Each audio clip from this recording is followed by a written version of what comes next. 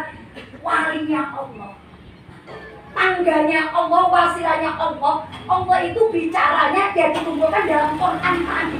Makanya walaupun gak ada gurunya, misalnya ibu rutin baca Yasin, rutin baca Waqiah, rutin baca ayat-ayat, sama saja itu adalah wastimail kalamil hukama. Apalagi ada gurunya pakai kitabnya bersanad sampai Rasulullah, yang berarti akan nyetrum. Nah, orang kalau sudah terus-terusan ngaji, mendengarkan kalamil hukama, apa kata Allah? Fa innallaha, maka sesungguhnya Allah yuhyil qalbal maut, menghidupkan hati yang mati, binuril hikmah, dengan cahaya hikmah. Makanya orang ngaji pasti jadi orang yang sopan. Orang yang ngaji rutin pasti tercetak menjadi orang yang syukur. Gak ada orang ngaji itu temperamental terus bunuh diri. Gak ada. Hampir gak ada. Kalau dia praktekkan dengan ngaji, ilmunya diamalkan. Gak mungkin kok boro-boro bunuh diri. Gak punya duit yang nirbai orang ngaji. Gimana ya bandnya selfie oh diangkat kakinya, diangkat bisa ngaji masuk kadang apa yang seneng dan tidak berlebihan dan tidak diposting ke orang lain. Ini binuril hikmah, akan ada cahaya hikmah. Kama yuhyil ardul maitat, sebagaimana Allah menghidupkan bumi yang mati, bima ilmatori, dengan air hujan. Makanya kenapa nunggu buah-buahan yang ibu makan, nunggu segala macam tumbuhan, biji-bijian buat kita, itu karena hujan. Kenapa ibu sabar? Karena ngaji. Kenapa banyak syukurnya? Karena ngaji. Kenapa diomongin orang tua ibu malah yang ngomongin jilbab? Karena ngaji. Omongan diomongin, alhamdulillah. Yang ngomongin saya siapa? Kerudung hijau, bilangin besok gua kirim kena baru. Sedang gubris mau diomongin karena ada kebal dengan ilmu yang ibu pelajari, khususnya tadi ngaji itu kalau baca Quran sama saja wastima hukama secara hakikat. Ini nggak bisa misalnya beliau datang baca Quran, cuma baca di luar, beda baca di rumah sama di taklim. Tadi kan disebutkan orang berangkat ngaji, maka dia akan diberikan sholawat oleh Allah. Malaikat hidupnya beres dengan sebabnya ngaji. Itu hikmah yang kita petik. Jadi akal ini tunduk kepada wahyu. Nah tadi kata Ibnu Athaillah Arif As-Salamul, ayo mulai sekarang istirahatkan jiwa kita, nafsu kita untuk tidak ngurusin urusan dunia. Yang urusan dunia semuanya sudah diurus oleh Allah. Saya tanya, kalau kita bukan perawat, kalau kita bukan dokter, kalau kita bukan orang kerja di puskesmas, kalau kita tidak disuruh dapat tugas data orang COVID, ngapain ibu lihat kita berapa COVID-nya? Berapa? Nah, ngapain? Bukan tugasnya. Tugas itu apa? Cuci piringnya, cuci piring. Ya, tugas itu apa? Ngurusin cuci, ngurusin cuci. Tugas itu apa? Ngerokin lagi. TV mas sekedar hiburan, jangan sampai di Depok COVID itu udah berapa ya? Ngapain ngurusin? Jadi hidup itu nggak usah terlalu ribet. Nah kalau semakin ngurusin urusan yang bukan urusan kita, kalau ibu tidak bisa menjaga, mumet ada, provokasi ada, berantem ada, gara-gara omongan yang beda ibu ngotot. Enggak, Bu RT nggak kena COVID, kena, orang ada datanya. Gara-gara Bu RT kena COVID kayak kena ini yang berantem.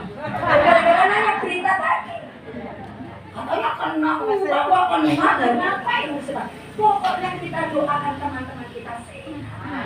Yang kedua hikmah yang bisa kita petik dari peringatan Isra wal Mi'raj adalah yaitu mengambil pelajaran iktibar dari para nabi. Kan tadi Nabi Muhammad Allah pertemukan dengan para nabi di sekitar langit. Nah ini menunjukkan bahwa hidup manusia itu harus ingat sejarah. Kita dulu siapa? Lahir punya apa? Lahir bisa apa?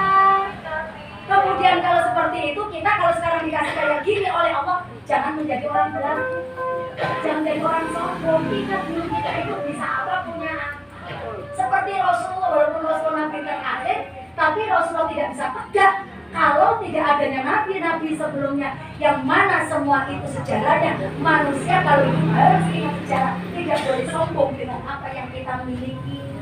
Contoh, ibu pindahan dari Jakarta di Pemirinta, ibu diajak arisan RT, ibu di Jakarta menjadi camat, paling pintar di sana, sekolahnya paling tinggi. Pas di sini ibu nggak disuruh apa-apa, dengerin orang yang pidato, yang pidato orang yang biasa. Ibu nggak boleh langsung ibu sampingnya sama. Ya apa, saya kan mantan camat, sini saya aja yang pidato. Nah kayak gitu itu namanya sombong. Ya sombong, ya sombong. Ya makanya jadi orang itu biasa saja, nggak perlu. Kan ibu nih misalnya di sini jadi Bu RT, masa ibu pulang kampung pakai nentek RT, mau tempat pemilih muka, kan heran. Jadi kampung udah beda lagi, dipanggil Yun, dipanggil Kak, dipanggil Pening, dipanggil Empok atau Mbak, ya lain lagi. Atau di sini ibu ketua muslimah, nggak perlu bu dipakai baju muslim terus ketua muslimah yang mirip. Untuk apa? Yang ada ibu kalau dikatain stres, nggak ada pengajian muslim atau pakai baju muslim. Kita pakai baju kan dicocokkan dengan keadaannya. Nggak bisa ibu mau masuk kemana?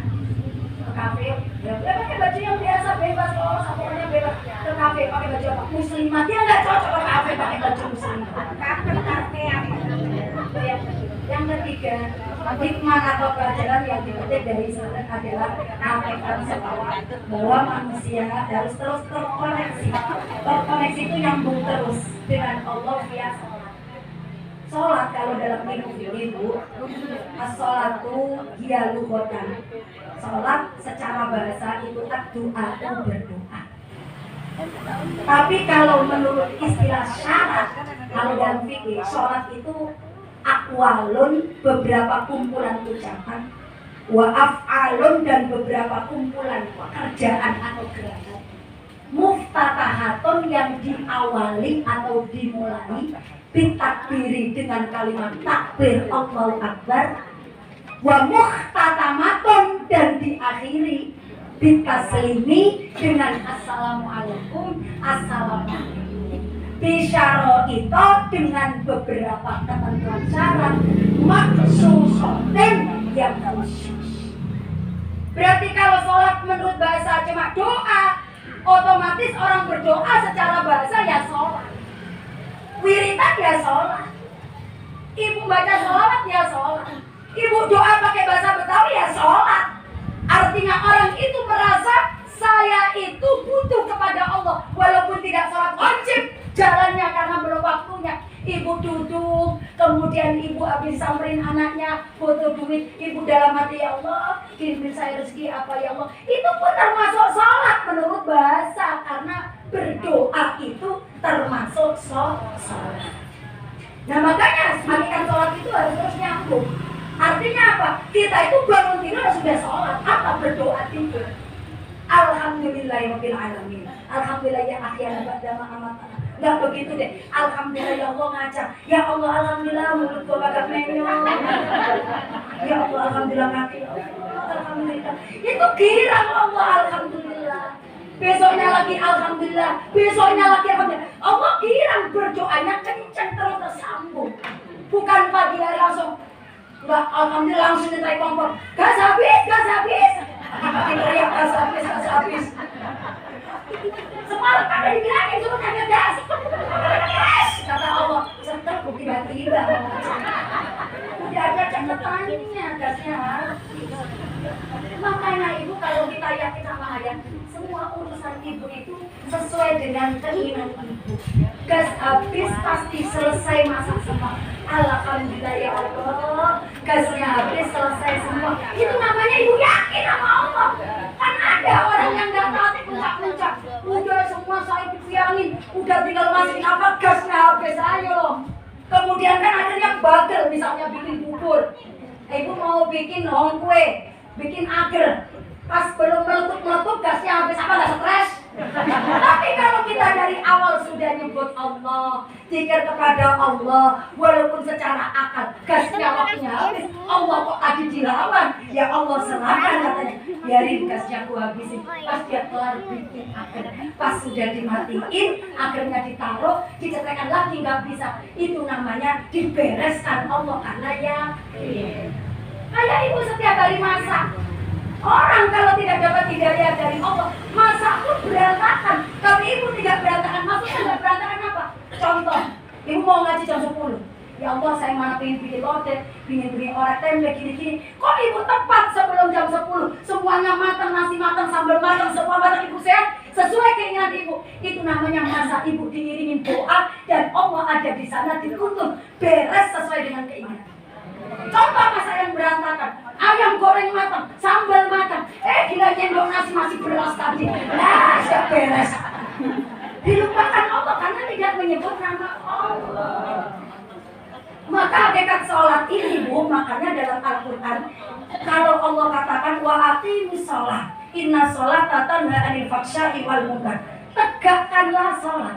Kalimatnya wa aqimus sholat, bukan fa'alah, bukan melakukan sholat, bukan melaksanakan sholat. Kalimatnya menegakkan sholat. Itu artinya sholat yang kita lakukan harus melahirkan jiwa yang bening, perilaku yang baik. Itu sholat. Habis sholat makin tenang, berarti sholatnya diterima. Habis sholat gak menjadi orang yang judes, berarti sholat diterima. Habis sholat gak suka ngomongin orang, sholatnya diterima. Ini mah sholat rajin, tahajud rajin, Tuhan rajin, mulutnya ngomong terus. Ya sholat secara hakikat. Secara fikih sholat, orang tadi salah fikih perbuatan dan ucapan diawali dari takbir, diakhiri dari salam, makanya salah fikih Allahu Akbar. Dari mulai Akbar sampai salam loh, yang diingat ini apa namanya tanah abang blok, nanti beli gamis kuning, mungkin habis itu saya blok cekot, habis itu beli daun, tapi sampai selesai yang di pikirannya tanah abang secara fikih sah, secara fikih. Tapi kalau di mata Allah, orang sholat itu harus menghadirkan hati. Maka ya belum nyangkut, makanya sholat yang modelnya kayak gini biasanya tidak membekas pada perilaku.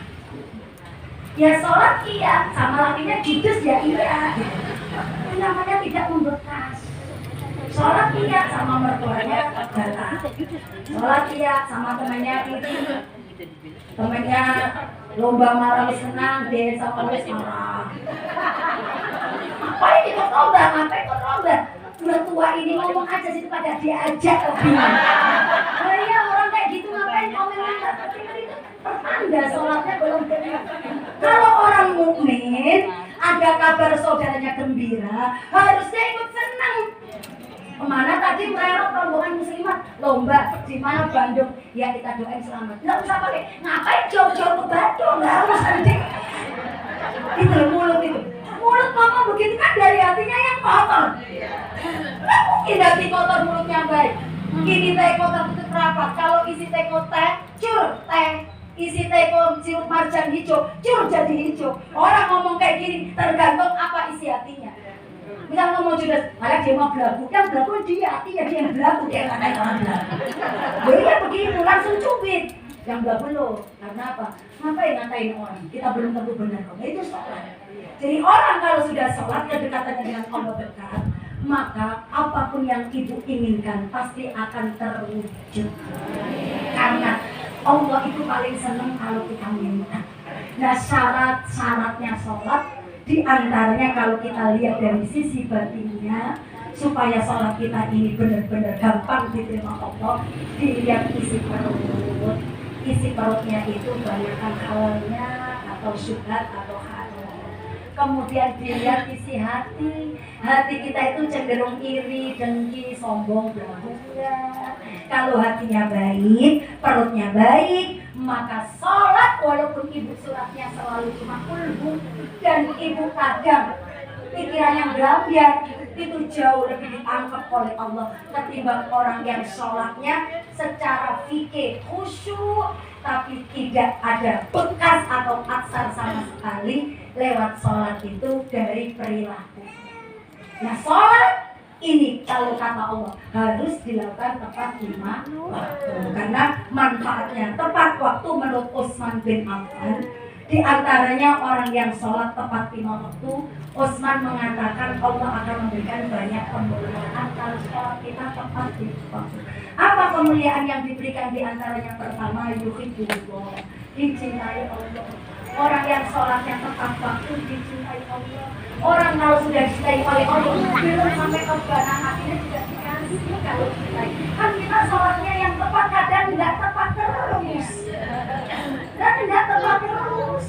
Ada aja urusannya. Asal disuruh jadi tukang masak, rekreasi ke Bandung, waktunya dur, dia sholat masih lo bilang aja setengah 2. Nah kemuliaan yang diberikan oleh Allah lewat sholat selain yuhibullahu, bahwa kita kalau sholat tepat 5 waktu kata Utsman badanuhu sohihan, badan kita sehat. Kalau nggak percaya coba ibu sholatnya nggak bisa buru-buru pelan-pelan, jadi kita kayak gini tuh kayak senang itu senang, rukuk sujud itu senang, sehingga kalau pegel-pegel itu hilang lewat sholat. Coba aja.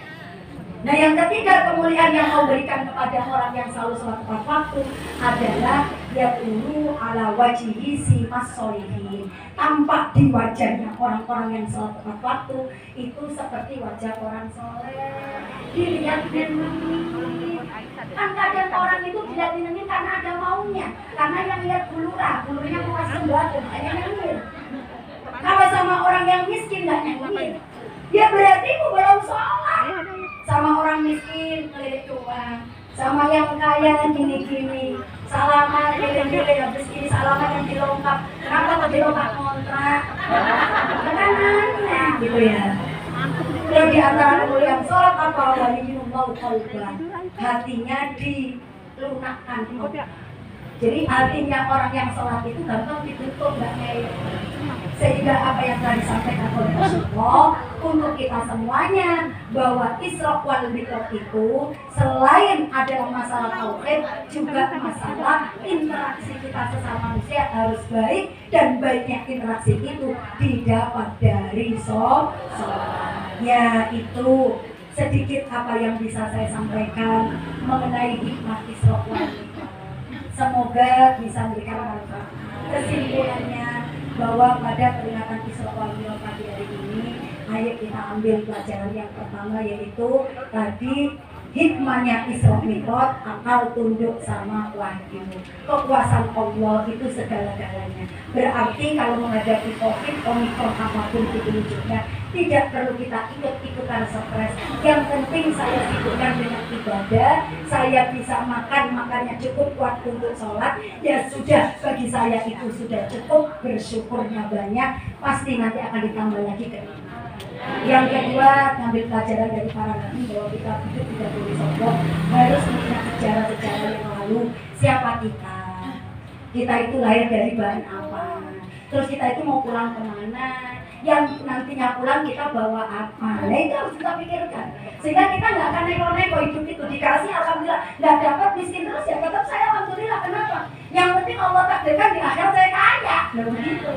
Yang ketiga, yang terakhir, bahwa kita harus terus terkoneksi lewat sholat. Karena dengan terus kita punya hubungan dengan Allah lewat sholat, tidak hanya sholat menurut syarat, tapi itu menurut luhut doa, teruslah doa. Maka ucapan yang positif itu doa, ucapan yang negatif pun doa. Makanya jangan ngomong yang jelek. Bu, ini es krim, ya apa-apa, bismillah. Jadi Bu es krim, aku kalau makan kita kenceng bisa kenceng. Ya udah gitu kan, coba cicipin dulu gitu. Tuh kan tuh bismillah. Bu adanya cuma emping, kalau nggak ada bismillah. Walaupun punya asam urat ya Allah, ambil aja 2 biji bismillah. Aku emping asam urat. Ya udah, gua asam urat terus udah ketularan asam urat. Diperiksa ya asam urat terus, dia doanya asam urat. Ya, itu saja yang saya sampaikan. Mohon maaf apabila itu kata saya kurang berkenan, dan saya mau izin nanti mungkin bisa jaga Siti juga para ustazah. Saya mau izin karena besok langsung antar anak saya ke Bandung, ada urusan. Jadi saya mohon maaf, terima kasih atas undangannya, dan semoga